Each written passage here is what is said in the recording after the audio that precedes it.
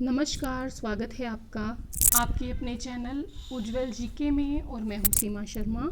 आज हम जैव मंडल पढ़ने वाले हैं और इससे पहले जो है हम विश्व के महाद्वीप पढ़ चुके हैं, पठार पर्वत पढ़ चुके हैं, साथ ही विश्व की नदियाँ पढ़ चुके हैं, पृथ्वी की आंतरिक संरचना के विषय में बात कर चुके हैं। देखिए, अगर आप रीट की तैयारी कर रहे हैं तो रीट की तैयारी से संबंधित कोई भी अगर आप वीडियो देखना चाहते हैं, चाहे वो मनोविज्ञान से संबंधित है, चाहे वो NCERT से संबंधित है, या रीट SST की जो है 122-23 वीडियो जो है इसमें डाली जा चुकी है। अगर आपने वो नहीं देखी हैं तो उज्जवल जीके की प्लेलिस्ट में जाकर आप रीट की तैयारी कर सकते हैं। अगर आप ज्योग्राफी पढ़ना चाहते हैं, इतिहास पढ़ना चाहते हैं, राजनीतिक विज्ञान पढ़ना चाहते हैं तो वो वीडियो भी बनाई जा रही है, तो आप वो भी जो है टाइम टू टाइम देख सकते हैं। अगर आप चैनल पर नए हैं तो उज्जवल जी के चैनल को सब्सक्राइब कर लें और पास के बेल आइकन को प्रेस कर लें, ताकि जो नई वीडियो की नोटिफिकेशन होती है वो आपको समय रहते ही प्राप्त होती रहे। आज जो हम प्रश्न करने वाले हैं उनकी संख्या है 44। और ये जो जैव मंडल के विषय में जो भी छोटी मोटी बातें होती हैं, या जो रीट से संबंधित जो 3 प्रश्न पूछे गए हैं 2015 में, 2017 में, 2012 में, तो उनके विषय में भी हम बात करेंगे। तो चलिए पढ़ना शुरू करते हैं जैव मंडल। अंत तक बने रहिएगा और विस्तृत जानकारी के लिए। सबसे पहला प्रश्न है, जैव मंडल का क्या अर्थ होता है। देखिए, जैव मंडल का अर्थ जानने के लिए पहली बात है कि वो स्थान या जो वो भाग जहाँ पर कौन रहते हैं, जहाँ पर जीव रहते हैं। कौन रहते हैं? जहाँ पर जीव रहते हैं और अपनी संख्या को बढ़ाते रहते हैं। इसमें क्या होता है? स्थल मंडल भी होता है, जल मंडल भी होता है और वायुमंडल भी होता है। ये तीनों जहाँ पर मिलते हैं उसको क्या कहा जाता है? उसी को जैव मंडल कहा जाता है। जहाँ पर कौन कौन होते हैं? स्थल मंडल भी होता है, वायुमंडल भी होता है और जैव मंडल जो होता है वो आपस में जो जब मिलता है, जैव मंडल, स्थल मंडल, वायुमंडल, ठीक है, स्थल मंडल, वायुमंडल और जैव मंडल जब आपस में मिलते हैं तो वो क्या कहलाते हैं? वो जैव मंडल कहलाते हैं। जैव मंडल की ऊपरी सीमा कितनी है? देखिए, जैव मंडल की ऊपरी सीमा जो है वो पहले तक तो 30 किलोमीटर तक मानी जाती थी, लेकिन फिलहाल जो है उसको 15 किलोमीटर तक ही माना जाता है। यानी कि जहाँ पर पक्षी और कीट पाए जाते हैं, बड़े जानवर भी पाए जाते हैं, छोटे जानवर भी पाए जाते हैं, समुद्री जीव भी पाए जाते हैं, ठीक है, वो सारा जो जहाँ पादप पाए जाते हैं वो सारा एरिया जो है वो क्या कहलाता है? जैव मंडल कहलाता है। जैव मंडल के कितने भाग हैं? तो देखिए, जैव मंडल के 3 भाग हैं। कौन कौन से हैं? पहला है स्थल मंडल, फिर है वायुमंडल और फिर है जल मंडल। तो जैव मंडल के 3 भाग हैं, स्थल, वायु और जल मंडल।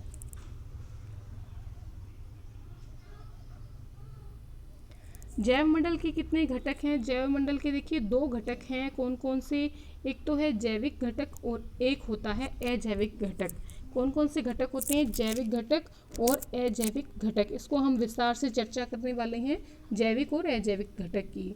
देखिए, जो जैविक घटक होता है उसके कितने उपघटक होते हैं? ये प्रश्न पूछा गया है। 3 उपघटक होते हैं। देखिए, सबसे पहली बात कि जैव मंडल के जो इसको संघटक भी कह देते हैं, संघटक या घटक। तो जैव मंडल के तो 2 घटक हो गए, जैविक और अजैविक। अब बात आगे आती है किसकी? जैविक घटकों की। तो जैविक घटक जो होते हैं उसके कितने उपघटक होते हैं? 3 उपघटक होते हैं। कौन कौन से होते हैं? देखिए, इसमें इसके 2 प्रकार से वर्गीकरण किया जा सकता है और मैंने दोनों प्रकार का जो वर्गीकरण है वो किया है। पहले जो ये प्रश्न है इनमें इस प्रकार का वर्गीकरण किया है, दूसरे में आपको आगे मैं बताऊंगी किस प्रकार से वर्गीकरण होता है। तो दोनों प्रकार के प्रश्न पूछे जा सकते हैं। देखिए, जैविक घटक के 3 उपघटक माने गए हैं। पहला है पादप तंत्र, दूसरा है जंतु तंत्र और तीसरा है सूक्ष्म जीव तंत्र।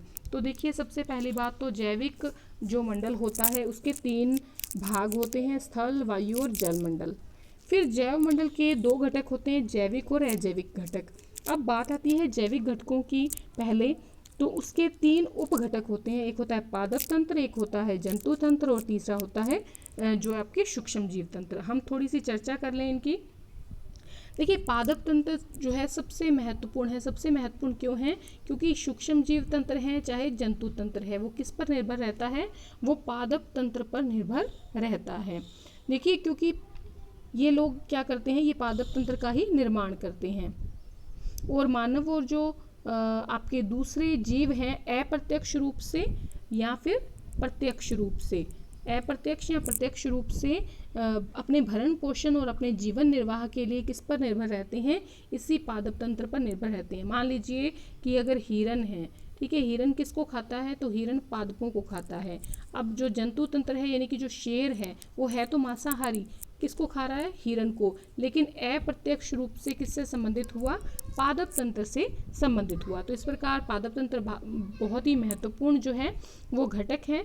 उसके बाद आता है जंतु तंत्र, जो आप नाम से पता लग गया है आपको। फिर आ गया सूक्ष्म जीव तंत्र। सूक्ष्म जीव तंत्र जो होते हैं, ठीक है, वो सूक्ष्म जीव तंत्र में जैसे कवक हो गया, बैक्टीरियाज वगैरह हो गए, तो ये आते हैं किसके अंतर्गत? ये आते हैं सूक्ष्म जीव तंत्र के अंतर्गत। देखिए पादप जो होते हैं वो जैविक या जो कार्बनिक पदार्थ होते हैं उनका निर्माण करते हैं, और जिनका प्रयोग जो है पौधे स्वयं करते हैं। इसीलिए ये आगे बात करेंगे स्वपोषी भी होते हैं। पादप जो होते हैं वो क्या होते हैं? स्वपोषी होते हैं, जो खुद का भोजन खुद बनाते हैं। कौन सा एक पृथ्वी का परिमंडल नहीं है? तो देखिए ये जो प्रश्न है बहुत महत्वपूर्ण है। क्यों? क्योंकि ये पूछा गया है रीट 2012 में। तो इसमें एक तो ऑप्शन था वायुमंडल का, एक ओजोन मंडल का, एक जैव मंडल, एक स्थान मंडल। देखिए स्थान मंडल कुछ भी नहीं है, स्थल मंडल होता है ना कि स्थान मंडल। तो पृथ्वी का परिमंडल जो है स्थान मंडल नहीं है। तो ये पूछा गया था रीट 2012 में।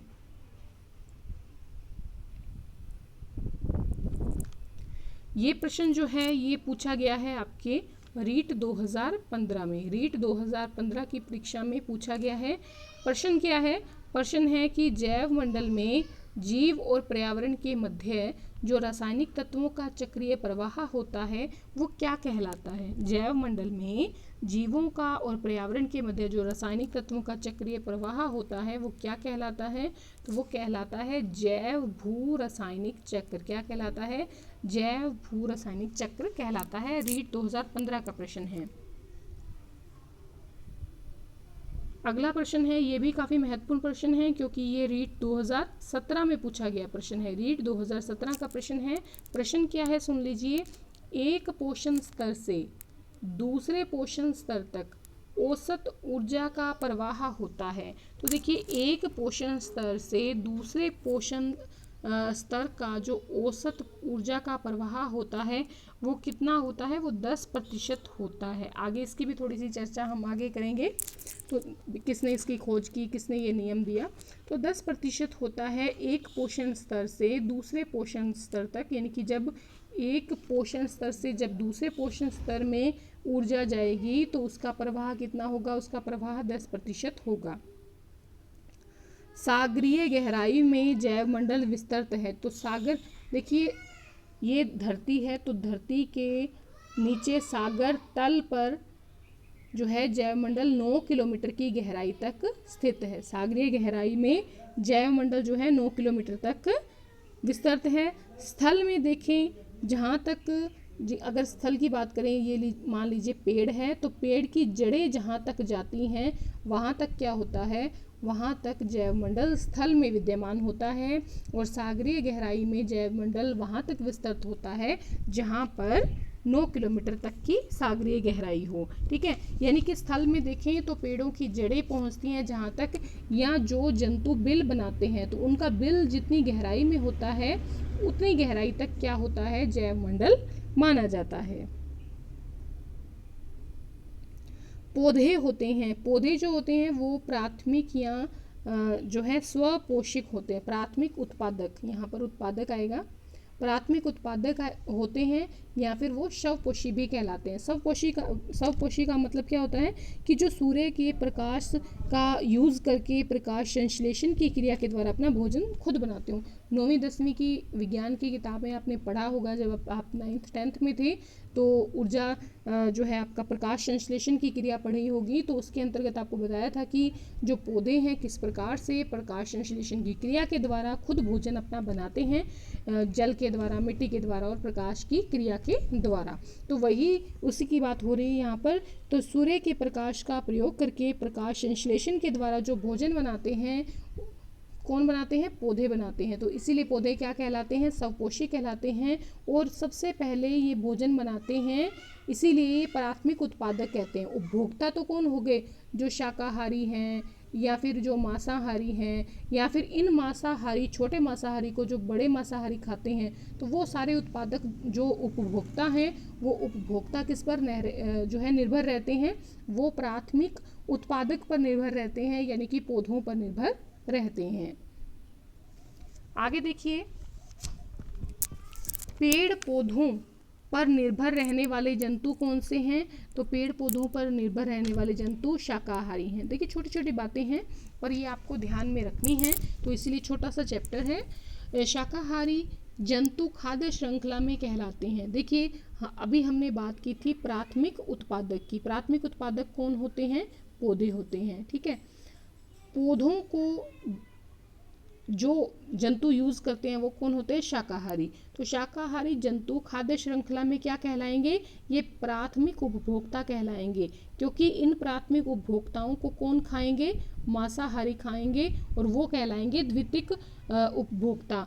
फिर उन मांसाहारी को, मतलब छोटे मांसाहारियों को, जब बड़े मांसाहारी जैसे कि शेर वगैरह हैं वो खाएंगे, तो वो क्या कहलाएंगे? वो द्वितीयक उपभोक्ता कहलाएंगे। प्राथमिक उपभोक्ता तृतीयक उपभोक्ता कहलाएंगे। प्राथमिक उपभोक्ता में तो आपके आ गए हिरण आ गया, जैसे फिर हिरण आ गया, खरगोश आ गया, जैसे हिरण छोड़ दीजिए, खरगोश आ गया।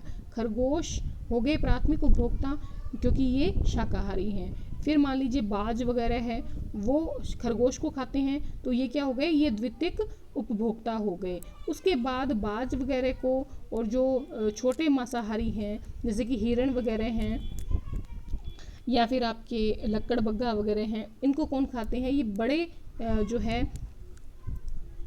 उपभोक्ता खाएंगे, मतलब बड़े जानवर खाएंगे या मनुष्य खाएगा, तो मानव या शेर वगैरह हो गए, वो आ गए आपके तृतीयक उपभोक्ता की श्रेणी में। आगे उनकी भी चर्चा करेंगे। द्वितीयक उपभोक्ता कहलाते हैं, तो द्वितीयक उपभोक्ता जो है मांसाहारी कहलाते हैं। देखिए प्राथमिक जो उत्पादक हैं ये कौन है? पौधे हैं। प्राथमिक उपभोक्ता कौन है? जो शाकाहारी जंतु हैं। द्वितीयक उपभोक्ता कौन है? जो मांसाहारी हैं। ठीक है, जैसे प्राथमिक में आपके आ गया हिरण, है ना, हिरण या खरगोश आ गया। फिर मांसाहारी में इसमें जैसे बाज वगैरह आ गया। और फिर आता है अपमार्जक या मृतजीवी। देखिए अपमार्जक इसे क्यों कहा जाता है मृतजीवियों को? क्योंकि ये सफाई करने का काम करते हैं। ये क्या काम करते हैं? सफाई करने का काम करते हैं। जैसे बाज ने कोई जीव जंतु मर गया है, उस मरे हुए जीव जंतुओं को किसने खा लिया? किसी बड़े जानवर ने खा लिया। फिर जो छोटा मोटा जो टुकड़ा रह जाएगा उनको कौन खाएंगे? उनको मृतजीवी खाएंगे।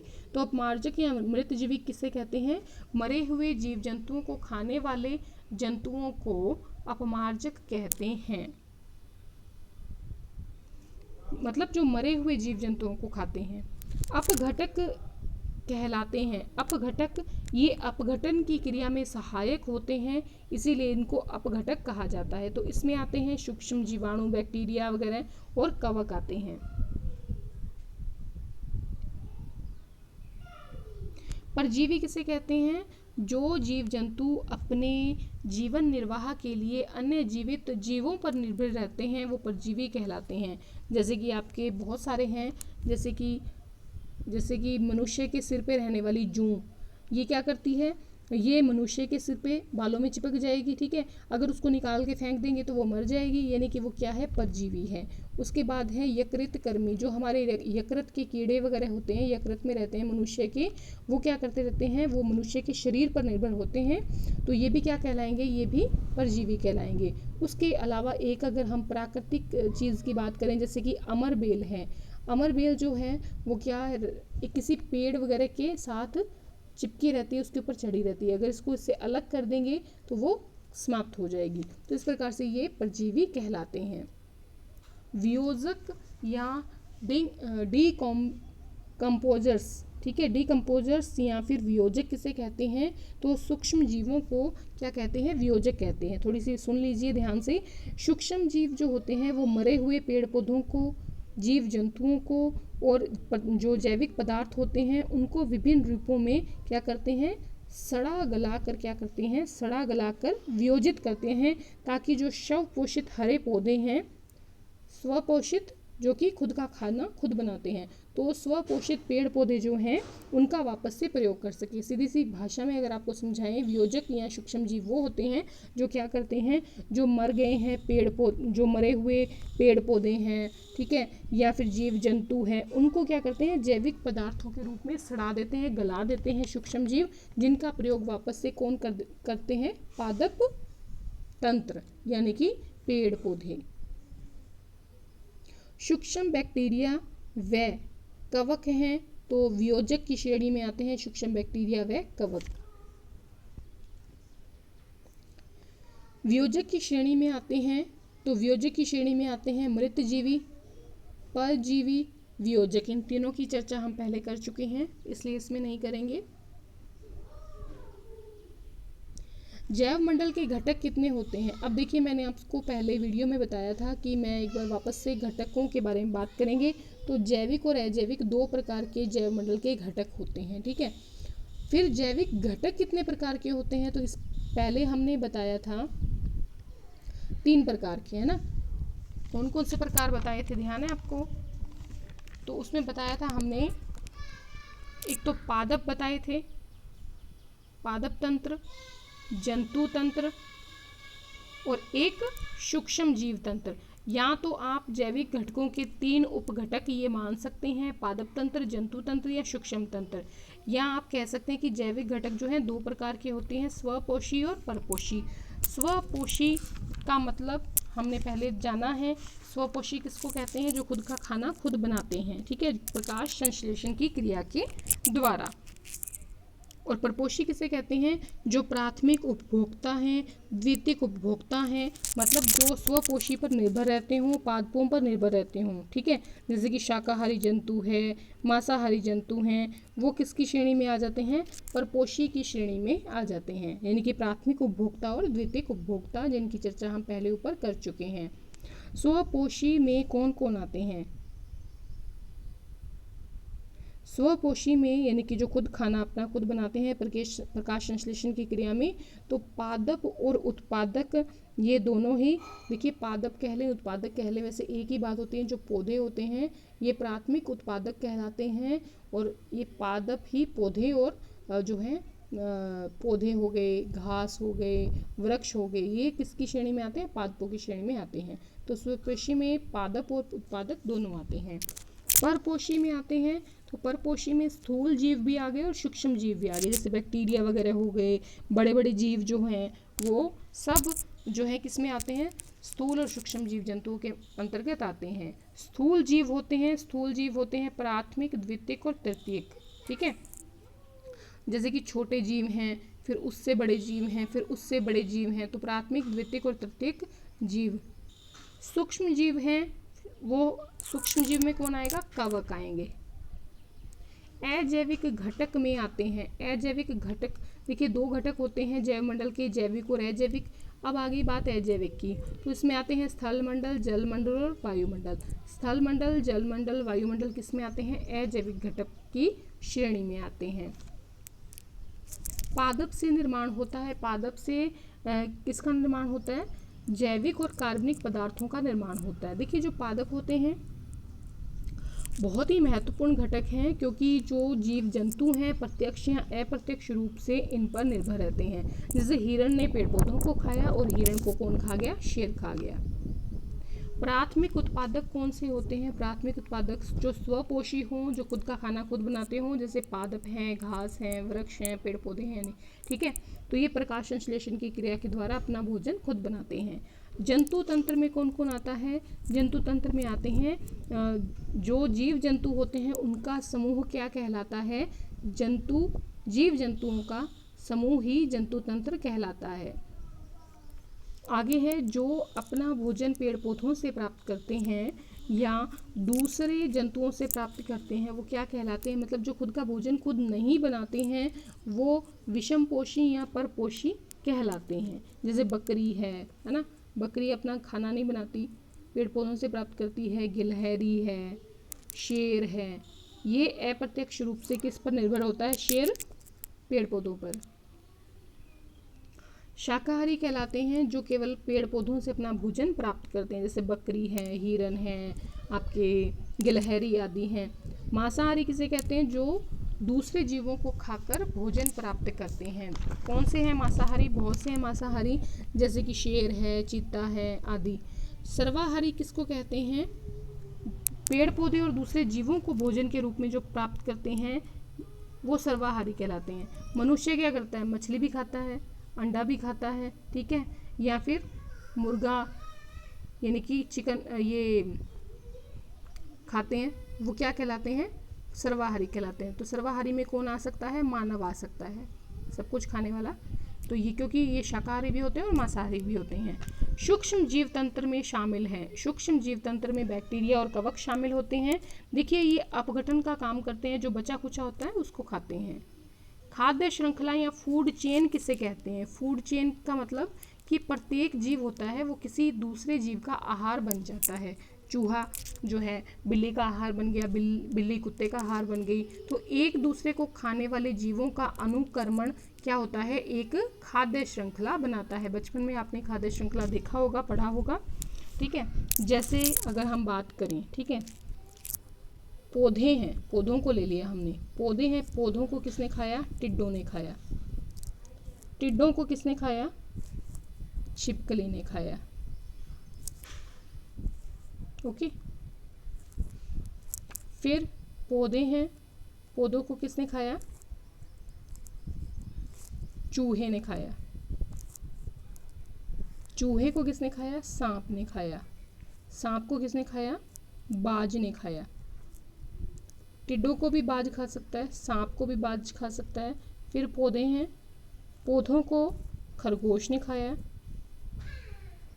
खरगोश को किसने खाया, सांप ने खाया। सांप को कौन खा गया, बाज खा गया। तो इस प्रकार से एक खाद्य श्रृंखला जो है वो चलती रहती है। खाद्य श्रृंखला कितने प्रकार की होती है, देखिए 2 प्रकार की खाद्य श्रृंखला होती है। एक होती है चारण खाद्य श्रृंखला, एक होती है अपरद खाद्य श्रृंखला।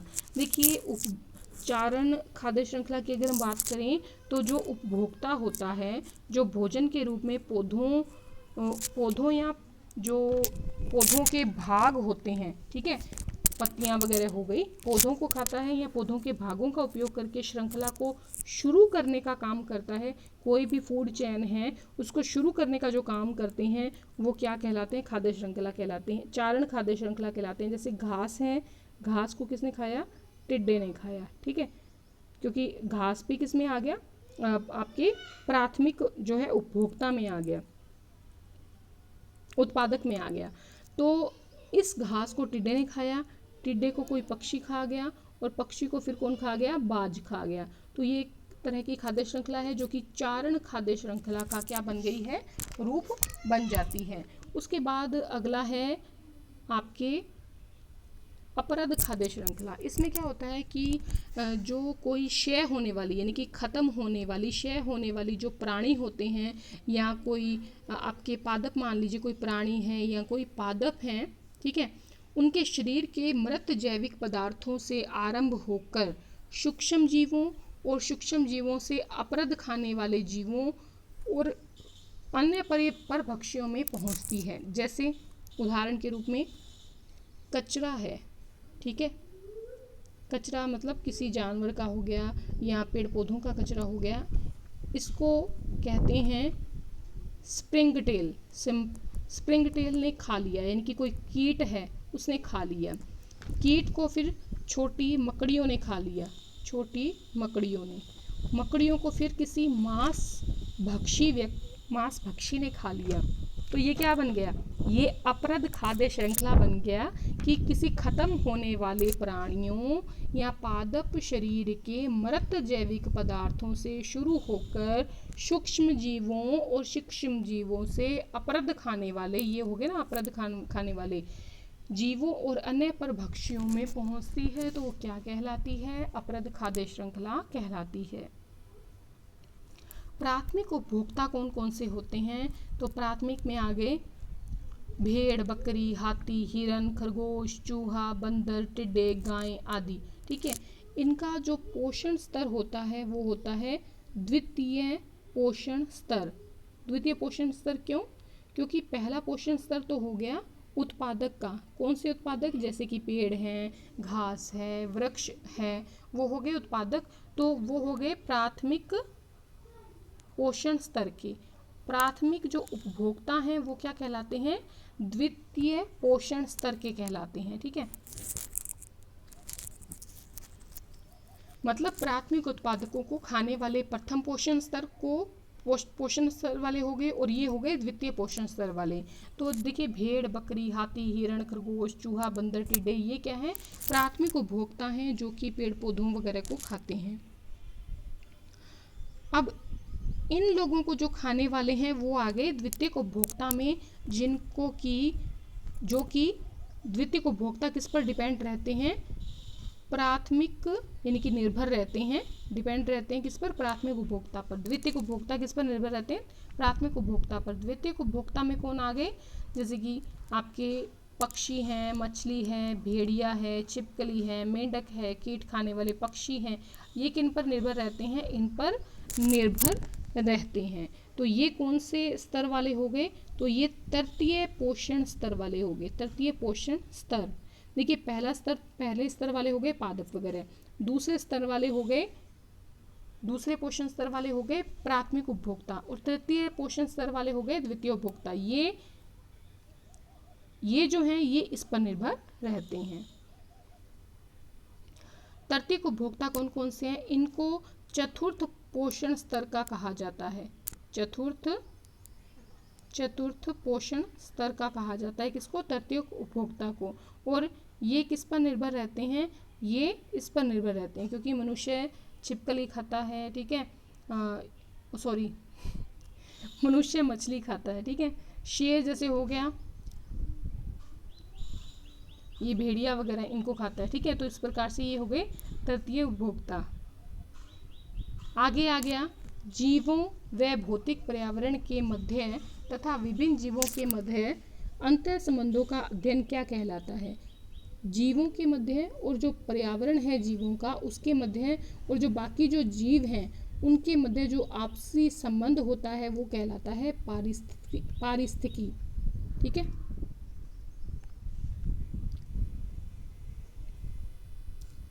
किसी क्षेत्र विशेष, अब एक स्थान विशेष में जो जीवित जीव हैं और जो अजैविक तत्व हैं, मतलब कि स्थल मंडल, वायुमंडल, ठीक है, वो सब हैं, उनके बीच बनने वाला जो तंत्र है वो क्या कहलाएगा, वो कहलाएगा पारिस्थितिकी तंत्र कहलाएगा, सॉरी पारितंत्र कहलाएगा, पारितंत्र। ठीक है,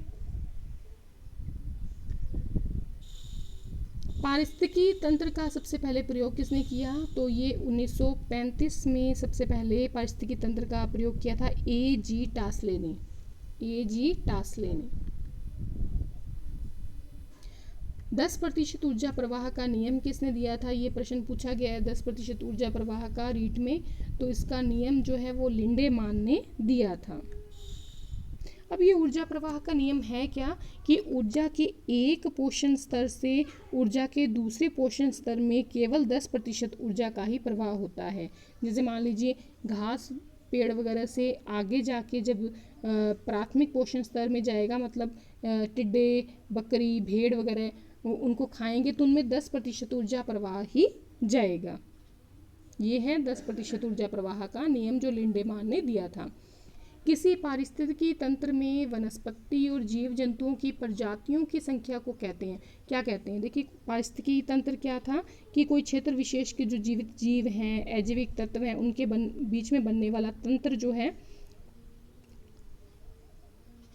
देखिए पारिस्थितिकी तंत्र में वनस्पति और जीव जंतुओं की प्रजातियों की संख्या को जैव विविधता कहते हैं। अलग अलग जीव जो हैं यहाँ पर रहते हैं, इसलिए अलग अलग जीवों की विविधता की वजह से इसको क्या कहते हैं, जैव विविधता कहते हैं। तो किसी पारिस्थितिकी तंत्र में वनस्पति, अलग अलग वनस्पतियाँ हैं, अलग अलग जीव जंतु हैं, छोटे हैं, बड़े हैं, स्थूल हैं, सूक्ष्म हैं, उनकी अलग अलग प्रजातियाँ होती हैं, उनकी संख्या को जैव विविधता कहते हैं। तो आज के लिए इतना ही।